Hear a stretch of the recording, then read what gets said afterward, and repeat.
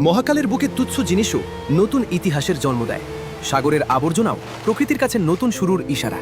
এই নির্জন দ্বীপের বুকে এক চিলতে সবুজ, এ যেন কঠিনের মাঝেও জীবনের স্পন্দন। সবার চোখ এড়ালেও তার চোখ এড়ায়নি। শুরু হলো এক অসম সম্পর্ক, একজন অভিভাবক, অন্যজন এতিম। তৃষ্ণা মেটাতে ফোঁটা ফোঁটা জল। ভালোবাসা মানে অন্যের বেঁচে থাকার জন্য নিজের সবটুকু উজাড় করে দেওয়া। রোদের তীব্রতা শরীর পোড়াতে পারে, কিন্তু তার সংকল্পকে নয়। সে নিজের ডানা দিয়ে আগলে রাখলো আগামীর স্বপ্নকে। ধৈর্য কখনো বিফল হয় না। শুষ্ক মাটি ফুঁড়ে মাথা উঁচু করে দাঁড়ালো জীবনের প্রথম জয়স্তম্ভ।